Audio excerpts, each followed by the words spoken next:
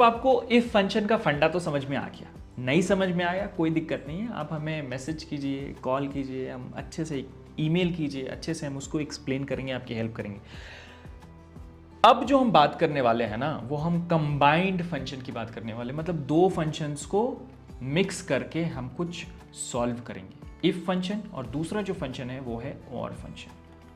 इन दोनों फंक्शंस का यूज लेके एक ही फॉर्मूला में हम काम करेंगे और अपना जो सॉल्यूशन है वो फाइंड आउट करेंगे। कैसे करेंगे? सबसे पहले मैं प्रॉब्लम आपको दिखा दूं। प्रॉब्लम क्या है ना, समस्या क्या है यहाँ पे। तो प्रॉब्लम ये है कि स्टूडेंट्स हैं, उनका स्कोर है, उनको आपको डेजिग्नेशन देना है कि पास कर रहे हैं कि फेल कर रहे हैं, है ना। अब इसको देने के लिए आपको कुछ ना कुछ तो कंडीशन चाहिए ना। वो कंडीशन ये है कि आपका स्टूडेंट पास करेगा अगर 60% से ज़्यादा या फिर उसके बराबर लाता है, लेकिन फेल कर जाएगा अगर 60% से कम लाता है। तो यहाँ पे आपको करना है पास या फेल। देखते हैं क्या आता है। लिखेंगे इज इक्वल टू इफ, इससे कंपैरिजन करना है, ठीक है, greater than is equal to 60%। अगर आता है तो भैया आप हो पास, नहीं तो आप हो जाओगे फेल, ठीक है। अब यहाँ पे आपको ऑटो सजेशन में दिखाएगा, एक्सेप्ट कर लीजिए, क्योंकि यहाँ पे आप देखोगे ये सारी चीज़ें जो हैं सही तरीके से बैठ गई। पास पास पास, यहाँ पे 42% है, फेल, ऐसे करके। अब जो फेल हुए हैं उनके लिए दुख की बात तो है, लेकिन एक अच्छी चीज़ यहाँ पे ये है जो कि प्रॉब्लम में बोल रहा है कि even if your students failed but students complete the final activity. अगर मान लो फाइनल एक्टिविटी उन्होंने साल के अंत में जाके फाइनल एक्टिविटी को अच्छे से पास कर गया, ठीक है, अच्छे से पास कर लिया, जैसे मान लो यहाँ पे उनको यस मिल गया फाइनल एक्टिविटी में, तो भी उनको पास कर देना है। अगर वो फेल है तो अच्छी खबर है, राइट। लेकिन कैसे इसको लगाएं ताकि हमें पता चल जाए कि हमारा न्यू डेजिग्नेशन जो है वो पास है। तो इसमें कुछ ऐसा करना पड़ेगा जहां पे आपको यूज आएगा और फंक्शन का, ठीक है। सो हम लिखेंगे इज इक्वल टू इफ और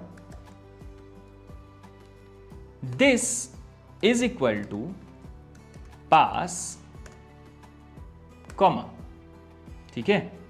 या तो ये कंडीशन सेटिस्फाई करते, और के अंदर हम लोग क्या लिखते हैं, लॉजिक लिखते हैं। पहला लॉजिक मैंने लिखा कि अगर ये चीज जो है यहां पे जो वैल्यू है वो पास है, या फिर यहां पर जो वैल्यू है वो हमारा यस है, तो आप इसको पास कर दो, ठीक है। तो वैल्यू अगर ये पूरा का पूरा जो फंक्शन है और फंक्शन जो आपको यहां पे दिख रहा है, ये आपको अगर ट्रू वैल्यू देता है, और ट्रू वैल्यू कब देगा, या तो एक कंडीशन सेटिस्फाई करे कि यहां पे बंदा पास हो तो वो ट्रू दे देगा, या तो यहां पे यस हो तो वो ट्रू दे देगा। अगर ये पूरा का पूरा फंक्शन आपको ट्रू देता है तब तो आप हो जाओगे पास, मतलब स्टूडेंट्स हो जाएंगे पास, नहीं तो वो हो जाएंगे बेचारे फेल।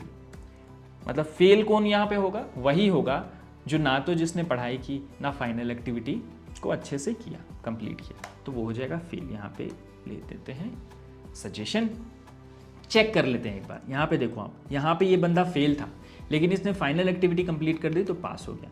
यहाँ पे फाइनल एक्टिविटी तो नहीं कंप्लीट कर पाया लेकिन पहले से ही वो पास था, तो ऑब्वियसली वो पास होगा। अब ऐसा तो नहीं कि पास को आप फेल कर दोगे फाइनल एक्टिविटी में अगर नहीं कर पाया तो, है ना।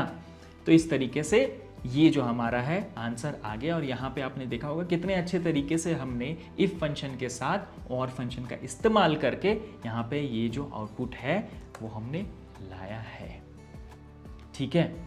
अब एक चीज और है इफ फंक्शन में, वो हम पढ़ेंगे नेक्स्ट वीडियो में।